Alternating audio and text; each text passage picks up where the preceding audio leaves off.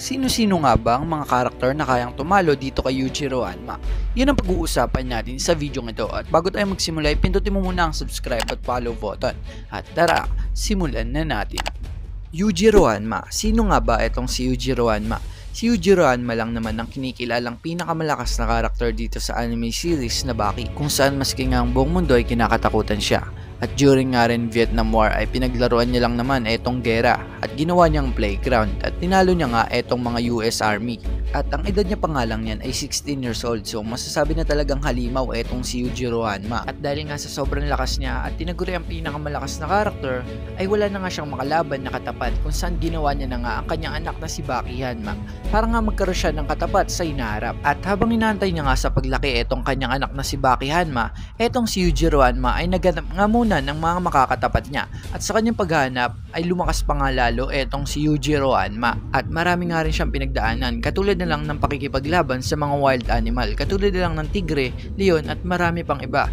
Ngunit ang pinakamatindi niyang nakalaban ay etong malaking halimaw na elepante, kung saan sobrang laki talaga nito. Sinlaki nga ito ng isang mansyon na bahay, pero pinataob niya nga to gamit lang kanyang kamao at paa. At dahil nga sa kanyang mga pinatunayan ay doon nga siya tinawag na pinakamalakas na nilalang dito sa mundo ng Baki. At pati nga itong pinakamalakas na kayo na ginagalang na si Kaku Kayo ay tinalo nga lang neto ni Yujiro Hanma. At alam naman natin na lahat ng gusto niyang gawin ay magagawa niya dahil nga siya ang pinakamalakas dito sa mundo ng Baki. At nung unang laban niya nga sa kanyang anak na si Baki Hanma ay pinahinto nga neto ni Yujiro Hanma ang isang lindol, kung saan sa sobrang lakas niya nga ay sinuntok niya lang naman ng lupa at tumigil nga ang isang lindol. Ganun kalakas etong si Yujiro Hanma, kaya nga siya tinawag na pinakamalakas na nilalang dito sa mundo ng Baki. At ngayon nga kikilalanin na nga natin kung sino nga ba ang mga kayang tumalo dito kay Yujiro Hanma. Unahin na nga natin sa ating listahan na itong kanyang anak na si Baki Hanma. Alam naman natin na ang karakter na to ang ating bida dito sa anime series na Baki. At alam din natin na ito talaga ang goal ng ating bida na talunin ang kanyang ama na si Yujiro Hanma para mapagigantihan niya nga ang kanyang ina na pinatay nito ng kanyang ama. At na makalaban niya nga rin ang sinuunang tao na si Pickle, kung saan laging tumatalo ng mga dinosaurs sa kanyang era. Pero dito nga sa modern era ay ginawa nga siyang laruan dito ni Baki, kung saan pinaglaruan nga siya dito ni Baki at kinatakutan nga rin siya neto ni Pickle dahil nga sa kanyang mga ginawa. Kaso nga lang sa bandang dulo ay kinapos pa rin ang ating bida dahil na nga rin sa lakas ng pangangatawan na itong kalaban niya na si Pickle. At sa murang edad nga ay marami na nga siyang naranasan o nalagpasan. Isa na nga dito ang pakikipagsabayan sa mga malalakas tulad nito ni Oliva na pinakamalakas sa Amerika na tinatawag na Mr. Unchained, kung saan tinalo niya nga to gamit ang kanyang buong lakas. Sa mano-manong suntukan ay pinataob niya nga etong pinakamalakas sa Amerika. At syempre hindi nga mawawala na makalaban nga neto ni Baki Hanma ang kanyang ama na si Yujiro Hanma, ang tinatawag na pinakamalakas na creature dito sa mundo, kung saan nilabanan niya nga to sa edad na 18 years old. At sa kanilang paglalaban ay kitang kita talaga na itong si Baki na kayang makipagsabayan sa kanyang ama na tinatawag na pinakamalakas na creature sa mundo nila. At kitang kita rin dito kung gaano kalakas ang mga atake ni Baki na si Yujiro nga lang daw ang kayang tumanggap. Lahat ng mga pinag-aralan at mga natutunan niya nga sa pakikipaglaban ay nilabas niya na nga dito sa laban ng kanyang ama.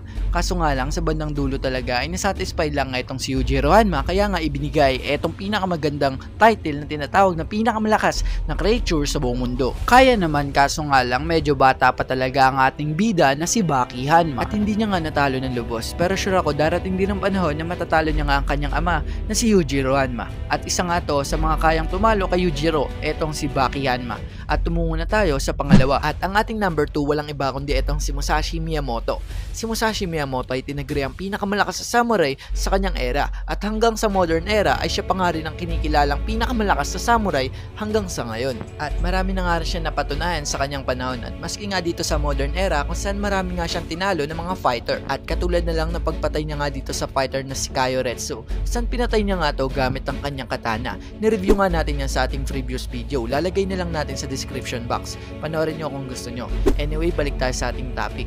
Katulad na lang din ang pakikipaglaban niya nga dito kay Pickle, kung saan tumakbo nga etong si Pickle dahil nga sa sobrang lakas neto ni Musashi Miyamoto. Overpower talaga etong si Musashi Miyamoto. At meron nga silang pagkapareho neto ni Yujiro Hanma, kung saan natutuwa nga sila pag malakas pa nga etong makakalaban nila.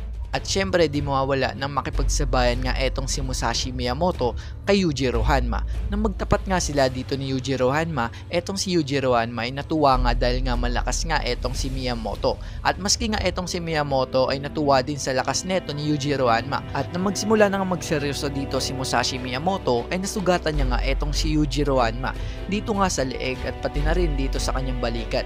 Alam naman natin na mahirap nga masugatan etong si Yujiro Hanma dahil nga sa lakas din neto. At eto namang si Yujiro Hanma ay magseseryoso na rin dapat. Kaso nga lang sa kanilang paglalaban ay may pumigil nga. At yun nga etong si Motobe kung saan ikinagalit naman neto ni Yujiro Hanma dahil nga hinarangan siya sa atake neto ni Musashi Miyamoto. At masasabi ko na lang na meron nga tong chance na matalo etong si Yujiro Hanma dahil nga kaya niya nga rin makipagsabayan dito kay Yujiro. At tumungo naman tayo sa pangatlo. At yun nga etong si Jack Hanma. Alam naman natin simula pa lang ay gusto niya lang talunin etong kanyang ama na si Yujiro Hanma dahil nga gusto niyang pagigantihan etong kanyang ina na ginahasa neto ni Yujiro. Pero alam din natin na mahina nga ang pangangatawan nito pero may matindi nga itong determinasyon para nga matalo ang kanyang ama. At masasabi kong pag lumakas lalo to sa mga hinaharap na mga laban at sa mga susunod na chapter ay siguradong matatalo niya nga etong kanyang ama. At masasabi kong siya nga ang makakapatay dito kay Yujiro Hanma. Dahil nga hindi nga siya katulad ng kanyang nakababatang kapatid na si Baki Hanma kung saan dapat niya nga pagiganti ang kanyang ina kaso nga lang ay napalitan nga yun ng paghanga dito ko sa kanyang ama. Pero ngayon nga dito si Jack Hanma ay hindi pa rin nagbabago ang kanyang goal sa buhay kung saan talunin ang kanyang ama. At ang masasabi ko kayang-kaya nga talunin neto ni Jack Hanma etong kanyang ama na si Yujiro Hanma pagdating ng tamang panahon.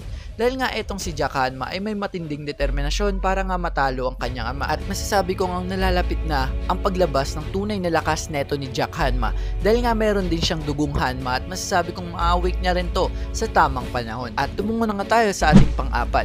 Walang iba kundi etong si Pickle. Napag-usapan na natin ang pagkukumpara nga natin dito kay Yujiro at Pickle na mas lamang talaga etong si Pickle pagdating na lang sa lakas dahil nga sa sobrang lakas neto ni Pickle ay ginamitan pa nga siya neto ni Yujiro ng technique para nga lang mapataw bitok. At meron pa nga siyang advantage dito kay Yujiro Hanma at yun nga ang kanyang pangangatawan.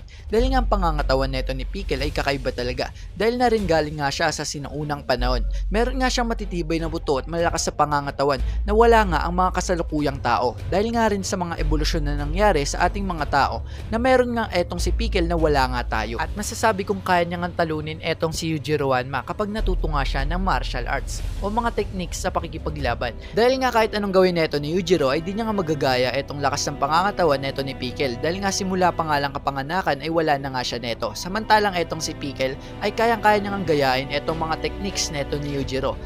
So hanggang dito na lang ang ating video. Maraming salamat sa panonood. Masasabi ko ang apat na to ay may chance na matalo etong si Yujiro Hanma. Di ko sinasabi ng natalo na nila, may chance lang sila dahil na nga rin sa kanilang mga abilidad.